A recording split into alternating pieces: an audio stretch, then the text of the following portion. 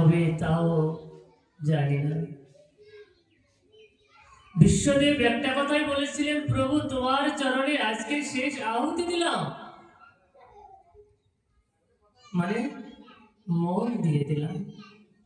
সুখদেব প্রভু যখন পরীক্ষিত মহারাজকে যখন ভাগবত কথা আস্বাদন করাচ্ছিলেন, সুখদেব প্রভু একটা কথাই বলেছিলেন, পরীক্ষিত মন গোবিন্দকেই দিয়ে দাও।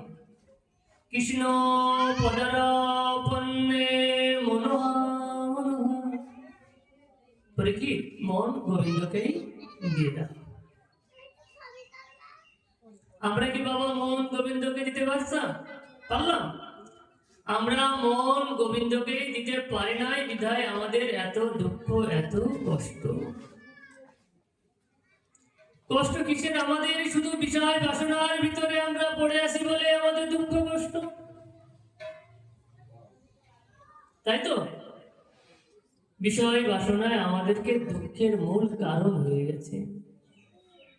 ভগবান শ্রীকৃষ্ণের পিতা বসুদেব তিনিও এই সম্পত্তির মায়ায় জড়িয়েছিলেন, কিন্তু ভগবান শ্রীকৃষ্ণ মায়ায় জড়ায়নি। ভগবান যখন যদুবংশ থেকে যখন চলে গেলেন, বসুদেব তখন মায়ায় পড়ে গেলেন পুত্রে। তিনি শুধু একটাই চিন্তা যে আমার এই সম্পত্তি অর্থ করি দেখবে কে। দেবশ্রী নারদকে পাঠালেন। দেবশ্রী নারদ যখন বললেন, ভগবান শ্রীকৃষ্ণ বললেন,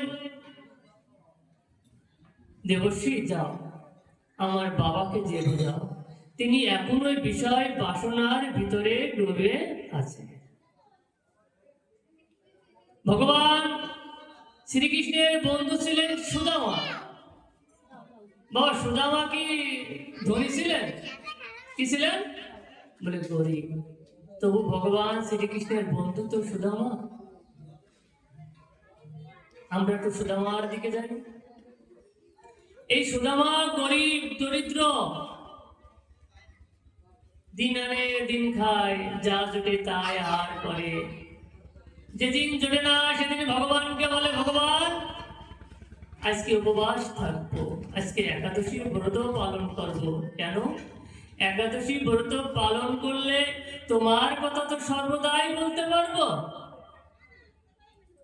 সুদামার স্ত্রীর নাম সুশীলা।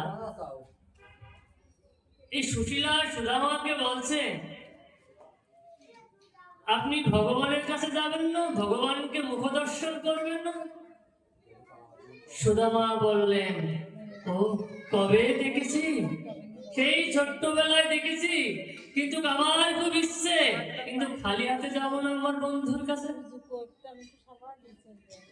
আজ সুশীলায় ভিক্ষা করতে বেরোলেন।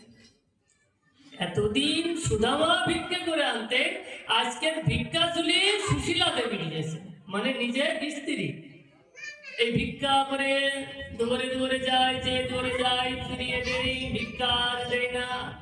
পরে দৌড়ে গেছে, একটি কন্যা যখন বলছে, মা ভিখারি এসেছে।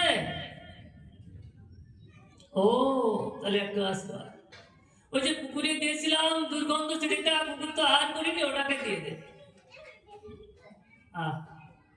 সুশীলা সেই ফুটলাই করে দুর্গন্ধ চিঠে নিয়ে এসে আজকে সুদামার কাছে দিচ্ছে। বলে, ভিক্ষা করে আমি এই পেয়েছি, এগুলোই পেয়েছি, এগুলো নিয়ে আপনি ভগবানের কাছে যান। ফুটলাই করে নিয়ে আজ ভগবানের দর্শন করতে চলেছেন সুদামা। চল শ্যাম সুন্দর মিলতে সুদামা, গাইতে চলে মন মন হরে কৃষ্ণ রাম, হরে কৃষ্ণ কৃষ্ণ কৃষ্ণ হরে হরে, হরে রাম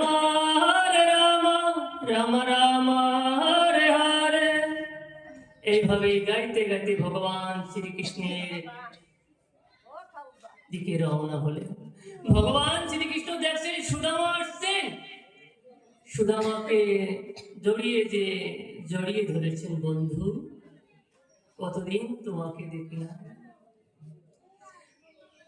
বন্ধুর চরণে প্রণাম করছেন। কোন এক ভক্ত বলছেন, সুদামা তোমার পাপ হবে, সুদামা বলছেন আমার পাপ হোক তবু আমার বন্ধুর মঙ্গল হোক। বন্ধু কাকে বলে? যে বন্ধন করে দেয় তাকেই তো বন্ধু বলে। যে বন্ধুর বিবাদের সময় দূরে চলে যায় সে আসছে অসৎ বন্ধু। অসৎ বন্ধু সে মদের সাথে বন্ধুত্ব করে, নেশার সাথে বন্ধুত্ব করে। আর ভগবান আর সুদামাই তো বন্ধু, একেই বন্ধু বলে। রাজমহলে নিয়ে গেছে, সিংহাসনে বসিয়েছে, সুদামার চরণ ধোয়াচ্ছে কে? ভগবান। এই যে আশ্চর্য দৃশ্যগুলো, ভগবান শ্রীকৃষ্ণ সুদামার চরণ ধোয়াচ্ছে। কোন এক পক্ষ বলছেন সুদামা তোমার তো পাপ হবে, বলে হোক আমার বন্ধুর মঙ্গল হবে। সুদামা তখন বললেন বন্ধু আমার জন্য কিছু এনেছো? দেখি দেখি দেখি। বলে না না না না আমি কোনো কিছু আনিনি। বলছে না না না আমি দেখবো আমি দেখবো। টুপলা করে সেই ঝোলা থেকে যখন সেই দুর্গন্ধ তুলে যখন ভগবানের হাতে তুলে দিয়েছে না, ভগবান ওটা সিঁড়িটাকে চোখের জলে ভেসে যাচ্ছে। যখনই ওই সিঁড়িটাকে যখন হার করেছেন তখন আর দুর্গন্ধ ছিল না মা, তখন প্রসাদী হয়ে গিয়েছে। এই যে ভক্তি মার্গে ভগবান কি বলেছেন? আমি ভক্তিটুকু গ্রহণ করি আর অভক্তি আমি গ্রহণ করি না। যে যে খুশাতে কলার খুশাতে ভগবান আমার সন্তুষ্ট হয়েছিলেন। বিদুরের স্ত্রী কলাটা খেয়ে আমার খুশাটা দিয়েছিলেন না ভগবানকে, তবু তো গ্রহণ করেছে। কিন্তু ভক্তি দিলেই ভগবান গ্রহণ করে, অভক্তিতে কখনো গ্রহণ করে না। তা যে ভগবানের ভক্ত, ভগবান তো তার কাছে ছুটে যায়, কেন দুর্যোধনের পক্ষে হলো না? দেব ভগবান বললেন যে আমার চাই আমি তাকে চাই। দেবর্ষি নারদ বললেন প্রভু যে আপনার চাই আপনি তারে চান, তাহলে আপনি দুর্যোধন আপনাকে চেয়েছিল, কিন্তু আপনি কেন দুর্যোধনে হলেন? কেন আপনি অর্জুনের পক্ষে হলেন? কেন অর্জুন আর দুর্যোধন এরা তো কাকাতো জ্যাঠাতো ভাই, কিন্তু দুর্যোধন কি ছিলেন? অহংকার ছিলেন। আর অর্জুনই কি ছিলেন? ভক্তি মার্গে ছিলেন। ভগবান শ্রীকৃষ্ণ আমাদের কাছে শুধু মন চায়, আমাদের কিন্তু ভক্তি চায়, ঐশ্বর্য কিছু চাই। তাই সুদামাকেও ঐশ্বর্য দিতে চাইলেন, ধন সম্পদ দিতে চাইলেন। তা সুদামা বলেছিলেন প্রভু আমি ধন সম্পদ পেয়ে তো আমি তোমাকেই ভুলে যাব।